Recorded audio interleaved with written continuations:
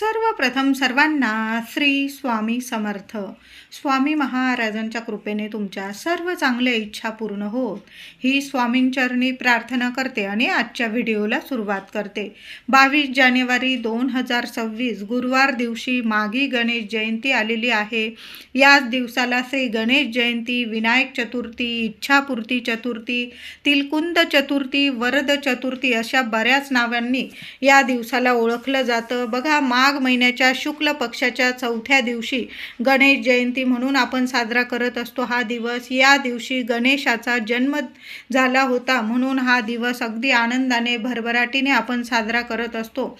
जसं आपण भाद्रपद महिन्यात गणेश चतुर्थीला गणपती बाप्पांची स्थापना करतो, 10-11 दिवस गणेशाची पूजा करतो, तशाच पद्धतीने बऱ्याच घरांमध्ये या गणेश जयंतीला, माघी गणेश जयंतीला सुद्धा बऱ्याच घरांमध्ये, मंडळांमध्ये गणपती बाप्पांची स्थापना केली जाते. बऱ्याच घरांमध्ये तर 11 दिवस, 5 दिवस गणपती बाप्पांची स्थापना करून पूजा वगैरे केली जाते. नंतर 5व्या दिवशी, 11व्या दिवशी विसर्जन सोहळा केला जातो. अगदी जसं आपण भाद्रपद महिन्यात गणेश चतुर्थी, अनंत चतुर्दशीपर्यंत जशी सेवा करतो ना, तशाच पद्धतीने माघी गणेश जयंतीला, चतुर्थीला सुद्धा अशाच पद्धतीने आपण सेवा करायची असते. आता गणपती तुम्ही बसवा किंवा नका बसो, आपल्या प्रत्येकाच्या घरात गणपती बाप्पा असतोच, म्हणजे देवघरात गणेशाची मूर्ती असतेच. त्या मूर्तीवर जरी आपण सेवा केली ना मनोभावे, तर आपल्याला गणपती बाप्पा फळ मिळवून देतात, भरभरून आशीर्वाद देतात. तर यंदाची माघी गणेश जयंती ही 22 जानेवारीला आलेली आहे. माघ शुक्ल चतुर्थी, पंचांगानुसार माघी गणेश चतुर्थी तिथी प्रारंभ होणार आहे. 22 जानेवारीला गुरुवारी पहाटे 3:47 ही तिथी प्रारंभ होणार आहे आणि समाप्ती 23 जानेवारीला शुक्रवारी मध्यरात्री 2:28 ही तिथी समाप्त होणार आहे. उदय तिथीनुसार माघी गणेश जयंती चतुर्थी ही 22 जानेवारी 2026 गुरुवारी आपल्याला साजरी करायची आहे. गणपतीची पूजा, स्थापनेचा शुभ मुहूर्त सकाळी 9:29 पासून ते 12:58 पर्यंत असणार आहे. बघा महिलांनो, दादांनो, आपण देवघरात गणपती बाप्पांची पूजा करत आहोत किंवा तुमच्या घरात तुम्ही गणपती बाप्पांची मूर्ती स्थापन करणार आहात, तर सकाळी 22 तारखेला सकाळी 9:29 पासून 9:30 वाजेपासून ते 12:58 पर्यंत या शुभ मुहूर्तावर आपल्याला गणपती बाप्पांची देवघरात सेवा करायची आहे, पूजा करायची आहे, अभिषेक करायचा आहे. आणि तुम्ही जर गणपती बाप्पांची मूर्ती स्थापन करत असाल, मातीची मूर्ती आपण आणतो भाद्रपद महिन्यात वगैरे, जशी आपण गणेशाची, पार्थिव गणपती बाप्पांची स्थापना करतो, तशाच पद्धतीने तुम्ही माघ चतुर्थीला सुद्धा गणेशाची मूर्ती स्थापन करत असाल, तर या शुभ मुहूर्तावर करायची आहे स्थापना. त्याबरोबरच तुमच्या घरात जर गणपती बाप्पांची तुम्ही स्थापना करत असाल, तर या राहू काळात चुकून सुद्धा करू नका. 22 जानेवारी गुरुवारी दुपारी 1 वाजेपासून ते 3 वाजेपर्यंत हा 2 तासांचा राहू काळ असणार आहे आणि याच काळात भद्रा काळ सुद्धा सुरू होणार आहे. भद्रा काळ आणि राहू काळ एकत्रित आल्यामुळे या वेळात, या काळात गणपती बाप्पांची या राहू काळात चुकून सुद्धा स्थापना करू नका. आपण लवकर उठायचं आहे. गणेश जयंतीच्या दिवशी लवकर उठा, भल्या पहाटे उठा आणि गणपती बाप्पांची छान अशी पूजा, अभिषेक करून स्थापना करायची आहे. तुम्ही ब्राह्मणांकडून करून घेत असाल तर भटजी बुवा तुम्हाला शुभ मुहूर्त सांगतीलच. तर दुपारी 1 वाजेपासून 3 वाजेपर्यंत हा राहू काळ असणार आहे, अशुभ काळ असणार आहे. या वेळात, या काळात गणपती बाप्पांना अभिषेक करू नका आणि स्थापना तर आपल्या घरात मुळीच करू नका. सकाळी लवकर उठा आणि 12:58 पर्यंत हा शुभ मुहूर्त आहे. सकाळी 9:29 ते दुपारी 12:58 हा गणपती बाप्पांचा अभिषेक, पूजा, स्थापना करण्यासाठी अतिशय शुभ मुहूर्त आहे. या वेळात, या काळातच आपल्या देवघरात देवांची पूजा करा. त्याचबरोबर गणपती बाप्पांची तुम्ही स्थापना करत असाल तर या शुभ मुहूर्तावर करायचं आहे. दुपारी 1 ते 3 या वेळात करू नका. तसेच आपण सर्वच जण गणपती बाप्पांच्या दर्शनासाठी गणेश जयंतीच्या दिवशी मंदिरात जात असतो. मंडळ असतात, तिथं गणपती बाप्पांच्या दर्शनास जात असतो. तर दुपारी महिलांनो, दादांनो, तुम्ही दुपारी 3 वाजेनंतर, अगदी रात्रीचे जास्त वाजले, तुम्हाला 10-12 जरी वाजले ना चालेल, संपूर्ण दिवस रात्र हे शुभच आहे. फक्त हा 2 तासांचा राहू काळ जाऊ द्या. बाकी संपूर्ण दिवस हा गणेश जयंतीचा अतिशय शुभ दिवस आहे. या दिवशी गणपती बाप्पांचं मंदिरात जाऊन दर्शन जरूर घ्या. घराजवळ मंडळ असेल, गणपती बाप्पांची स्थापना झालेली असेल तर जरूर आवर्जून सहकुटुंब, सहपरिवार जाऊन गणपती बाप्पांचं दर्शन जरूर घ्या. फक्त या 2 तासाच्या राहू काळात घेऊ नका. या दिवशी सर्वांनी अगदी ब्रह्ममुहूर्तावर उठायचं आहे. आंघोळीच्या पाण्यात चिमूटभर तीळ टाकायची आहे. तिलकुंद चतुर्थी, तिळाचे जेवढे उपाय करता येईल ना महिलांनो, आवर्जून करा. थोडंसं गंगाजल आणि चिमूटभर तीळ टाकायची आहे. लहान लेकरांना काही त्रास असतील किंवा तुम्हाला त्रास असतील, किमान 5 दुर्वा आंघोळीच्या पाण्यात टाका, चिमूटभर तीळ टाका, किमान 5 दुर्वा टाका आणि थोडंसं गंगाजल टाका. गणपती बाप्पाला तुमच्या मनातील इच्छा बोलून आंघोळ करायची आहे. तुम्हाला खूप खूप चांगले तुम्हाला परिणाम तुमच्या आयुष्यात दिसून येतील. सर्व काही शुभ घडायला लागतील. म्हणून या दिवशी आंघोळीच्या पाण्याचा हा उपाय सर्वांनी करा. लहान लेकरांपासून मोठ्यांपर्यंत जे काही शारीरिक, मानसिक, आर्थिक त्रास असतील निघून जातील. शत्रू असतील गुडघे टेकतील. गणपती बाप्पा आहे, कृपा जरूर होईल तुमच्यावर. म्हणून आंघोळीचा उपाय सर्वांनी करा. गणपती बाप्पांना आंघोळीनंतर गणपती बाप्पांची पूजा करायची आहे. सूर्यनारायणाला अर्घ द्या. थोडंसं पाणी घ्यायचं आहे. एखादं फूल टाका पाण्यात, थोडंसं गंध अक्षता टाका आणि सूर्यनारायणाला अर्घ द्यायचा आहे. नंतर गणपती बाप्पांची सेवा करायची आहे. देवघरात गणपती बाप्पांची मूर्ती प्रत्येकाच्याच घरात असते. आपल्या ताम्हणात बाप्पांची मूर्ती घ्यायची आहे. बाप्पाला छान असा अभिषेक घालायचा आहे. ओम गण गणपते नमः, ओम गण गणपते नमः मंत्र जपत राहा. गणपती बाप्पांना अभिषेक करायचा आहे. तुम्हाला जर अथर्व शीर्ष पठण असेल तर जरूर अथर्व शीर्ष पठण करत करत गणपती बाप्पांना अभिषेक करायचा आहे. आधी स्वच्छ पाण्याने, नंतर दुधाने किंवा पंचामृताने, थोडीशी केशर असेल तर केशर थोडीशी पाण्यात टाका. किंवा या दिवशी तिळीला खूप महत्त्व आहे. महिलांनो, थोडीशी तीळ, केशर एकत्र पाण्यात थोडंसं भिजवून ठेवा किंवा दुधात भिजवा. ते छान असं सानेवर किंवा बारीक करता आलं तुम्हाला नीट तर त्याचं छान असं उटणं तयार करायचं आहे आणि गणपती बाप्पाला छान असं ते तिळाचं उटणं लावा.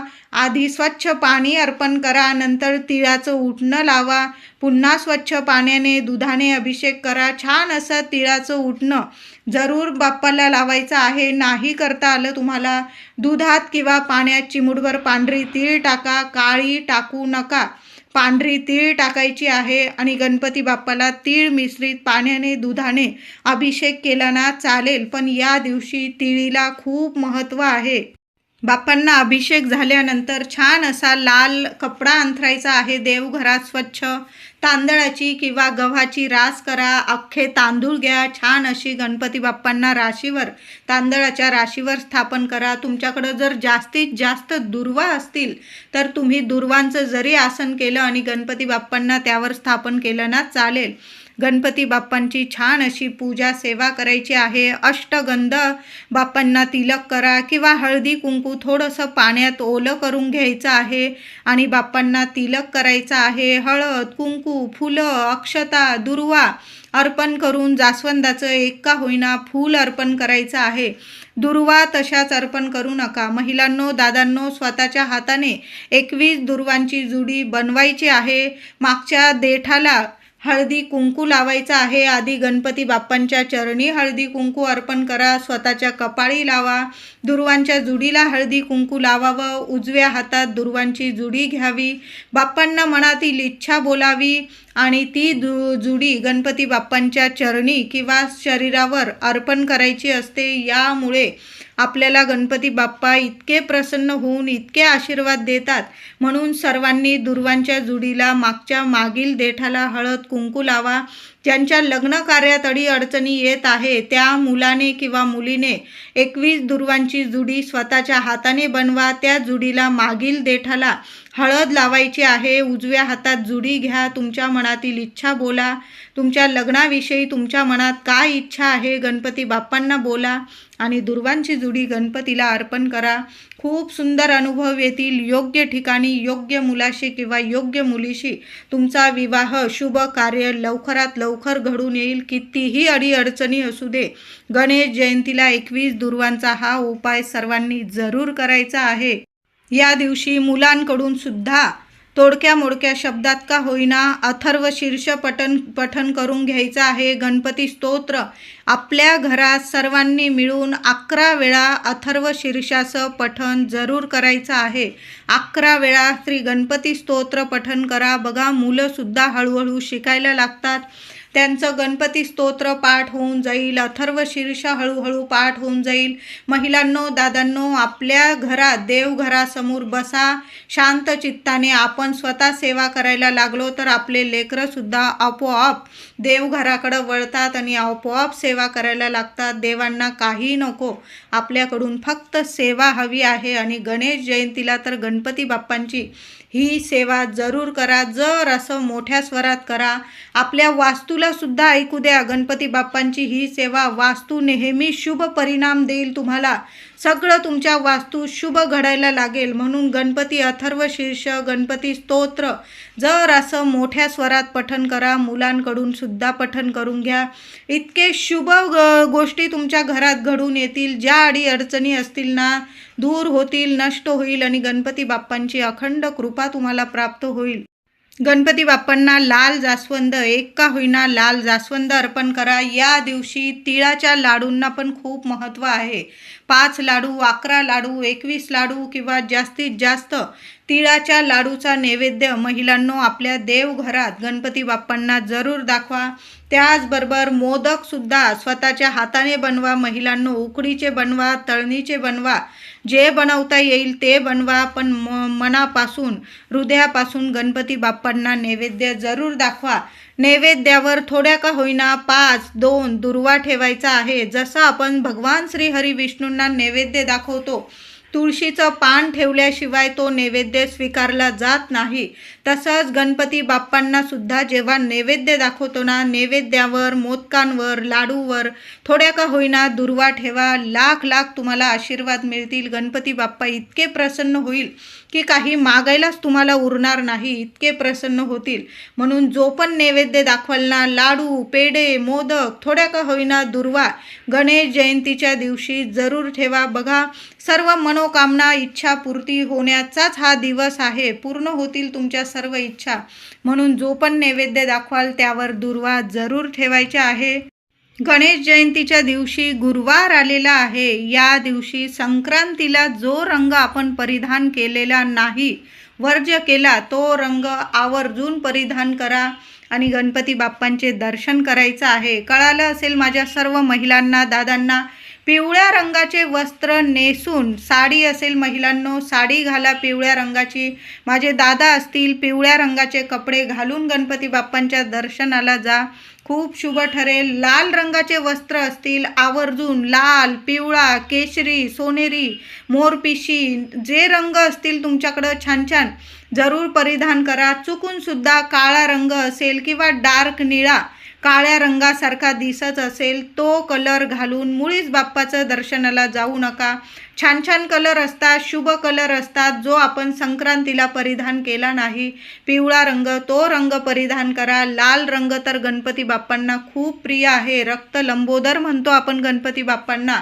लाल रंग परिधान करा, पिवळा रंग परिधान करा, केशरी रंग परिधान करा. सोन्यासारखं आयुष्य होईल तुमचं. सोनेरी रंग असेल, मोरपिशी रंग असेल, जेवढे छान छान रंग असतील ना परिधान करा. स्वच्छ धुतलेले वस्त्र नेसून गणपती बाप्पांचं दर्शन घ्यायचं आहे. शुभ लाभच होईल तुम्हाला. तुमच्या आयुष्यात सर्व शुभ घडून येणार आहे. म्हणून या दिवशी सर्व शुभ रंगाचे कपडे घाला आणि गणपती बाप्पांचं दर्शन करायचं आहे.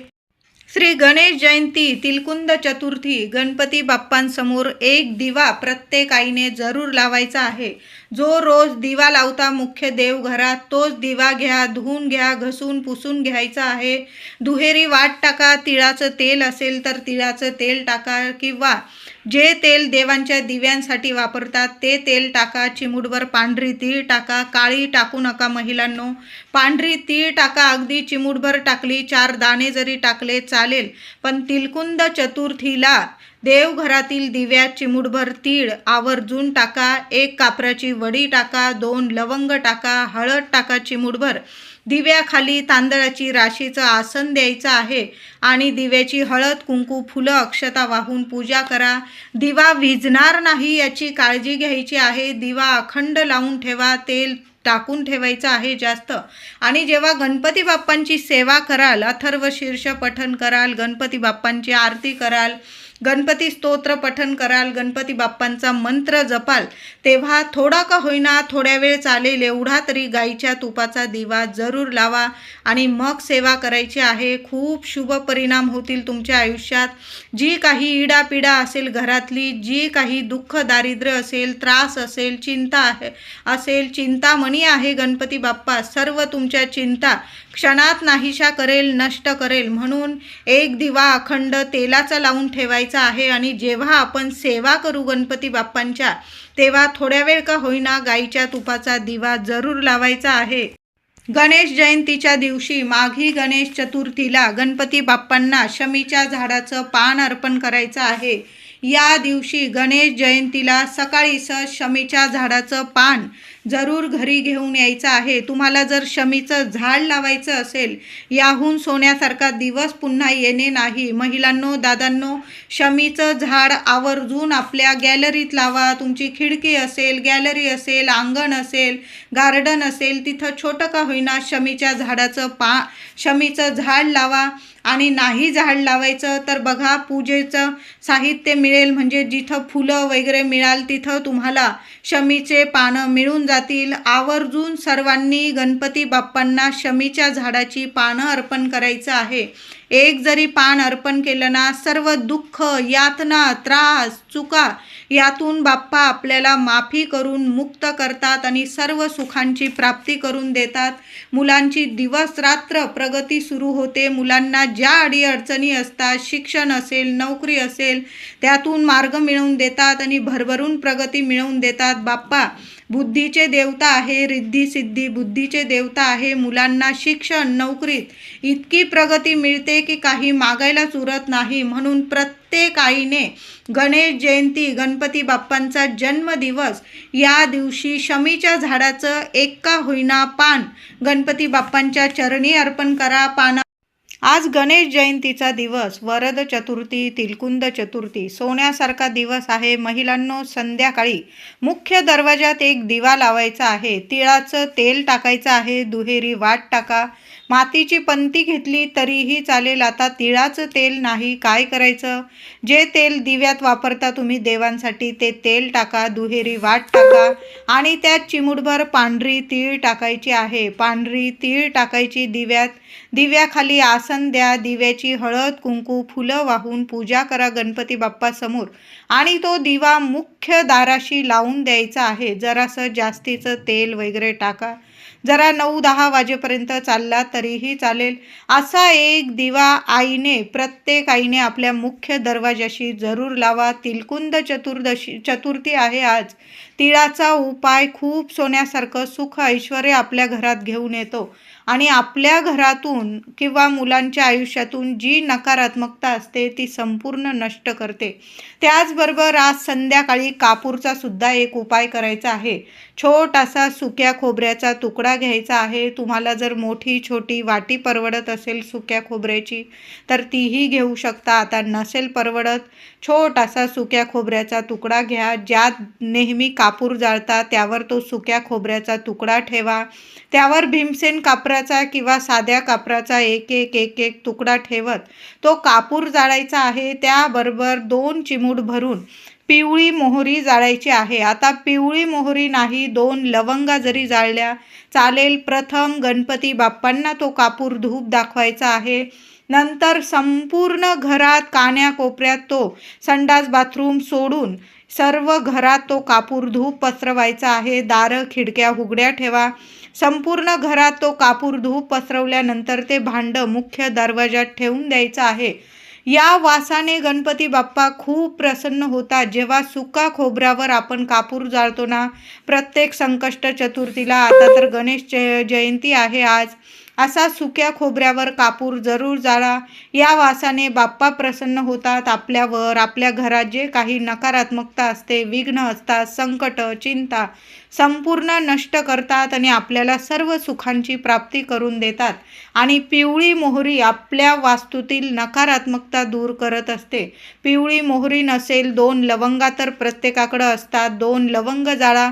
या वासाने माता लक्ष्मी प्रसन्न होते, धावत आपल्या घरात येते आणि अखंड टिकून स्थिर वास करते आपल्या घरात. आपल्या घरातलं दुःख दारिद्र्य दूर करते आणि आपल्या घरात सर्व सुखांची आपल्याला प्राप्ती करून देते. बघा, गणपती बाप्पांची तर कृपा होईलच, त्याबरोबर माता लक्ष्मी सुद्धा आपल्यावर प्रसन्न राहील आणि अखंड वास करेल. म्हणून असा कापूर धूप महिलांनो आवर्जून करा.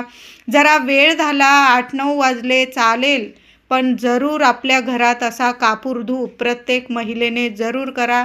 जरा वेळ दारं खिडक्या उघड्या ठेवा आज, आणि वास्तू स्वतःची असो भाड्याची असो, हा उपाय प्रत्येक महिलेने जरूर करा. आणि संध्याकाळी दिवा आपल्या मुख्य दाराशी, तिळाचा दिवा आपल्या मुख्य दाराशी सुद्धा लावायचा आहे. सोन्यासारखे अनुभव येतील. व्हिडिओ आवडला असेल तुम्हाला तर लाईक करा, शेअर करा, चॅनलला नक्की सबस्क्राईब करा. धन्यवाद.